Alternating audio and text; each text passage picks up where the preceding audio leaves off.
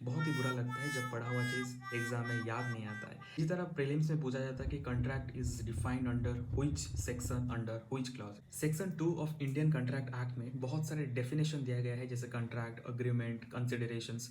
तो ये सारे डेफिनेशन का क्लॉज नंबर कैसे याद करना है, चलिए जानते हैं कुछ ट्रिक्स एंड टेक्निक्स। देखिए, पहले आपको कॉन्ट्रैक्ट बनाने से पहले आपका जो फर्स्ट स्टेप होता है, यहाँ पर मैं मेंशन किया हूँ अच्छे से। जो फर्स्ट स्टेप होता है, it is all about your proposal. आप किसी को प्रपोजल देते हो या ऑफर देते हो, तो प्रपोजल और ऑफर इसमें 2A में मेंशन है। इस ये तो आपको याद ही हो जाएगा। जो पहला चीज़ है वो 2A में मेंशन है। सिमिलरली, जिसको प्रपोजल देते हो क्या करता है, वो एक्सेप्ट करता है या रिजेक्ट करता है? तो एक्सेप्ट करता है। जब ये एक्सेप्ट कर लेता है वो आदमी जिसको आप प्रपोजल दे रहे हो, तो प्रॉमिस बन जाता है। उसके बाद जो नेक्स्ट स्टेप है, it is B, 2B। Second step it is B, first step it is 2A। Okay, ठीक है।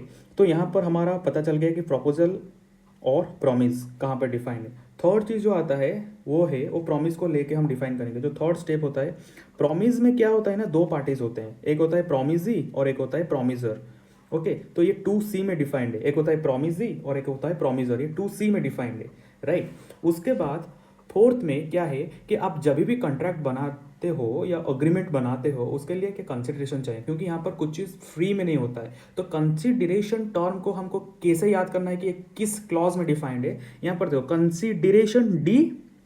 ओके, कंसिडरेशन में यहाँ पर डी आता है, कंसिडरेशन यहाँ पर डी आता है, तो ये डी में डिफाइंड है कंसिडरेशन। इस डी को आपको याद करना है, राइट।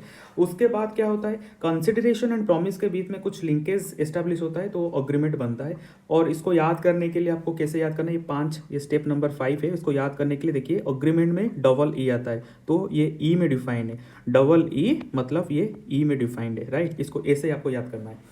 और जब on agreement enforceable by law, ये कॉन्ट्रैक्ट बन जाता है। आपको कॉन्ट्रैक्ट को याद करने के लिए यहाँ पर ऊपर में एक ट्रिक दिया हूँ, जैसे कि आप देख सकते हैं, the total number of alphabets. Total number of alphabets कितना है कॉन्ट्रैक्ट में, इट इज़ 8। आप गिन सकते हो, 1 2 3 4 5 6 7 8। इसी तरह ए, इंग्लिश में जो अल्फ़ाबेट है ABCD, A let's say A denote करता है 1, ओके, बी डिनोट करता है 2। तो इसी तरह आप देखेंगे तो एच डिनोट करता है 8 को, ओके। तो ऐसे आपको याद करना है, राइट। और ये थोड़ा सा टेक्निकल हो रहा है, तो नॉर्मली आपको याद करना है कॉन्ट्रैक्ट मतलब 2H। इसको आप ऐसे याद करते हैं या ऐसे याद कर सकते हो। द टोटल नंबर कितना है alphabet, total number of alphabet 8 है, तो ABCD करके देखोगे तो H में ही आता है, ओके। जो भी आपको ईजी लगे उसी हिसाब से आप फॉलो कर सकते हो। बाद में जो चीज़ है, यहाँ पर पता चल गया कि कॉन्ट्रैक्ट डिफाइन है 2H में। बाद में जो चीज़ है, कॉन्ट्रैक्ट का मतलब क्या है, it is an valid agreement होता है तो ही कॉन्ट्रैक्ट बनता है। अग्रीमेंट एनफोर्सेबल बाय लॉ तो ही कॉन्ट्रैक्ट होता है। What if the agreement is not enforceable by law, तो ये वॉइड होता है। ऊपर वॉइड है और नीचे वॉइडेबल है।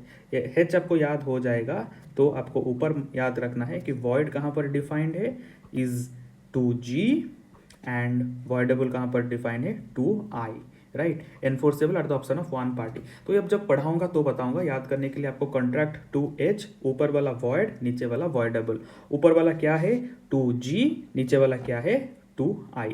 तो ऐसे करके आपको याद करना है। लास्ट में एक चीज़ है जो है आपका 2J, it is all about कि when the contract becomes void, contract becomes void, ये एक टर्म है। इसको हम जब पढ़ाऊंगा तो याद करा दूंगा आपको। अभी एक बार रिवाइज करते हैं।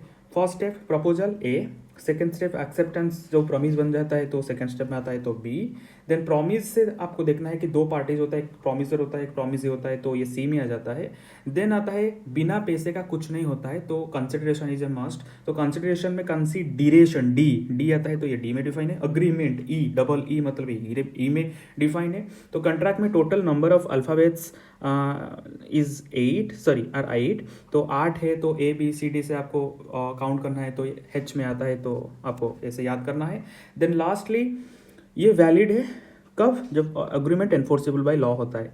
वॉइड और वॉइडेबल, ऊपर वाला agreement not enforceable by law, and उसमें enforceable are the option of one party और मोर।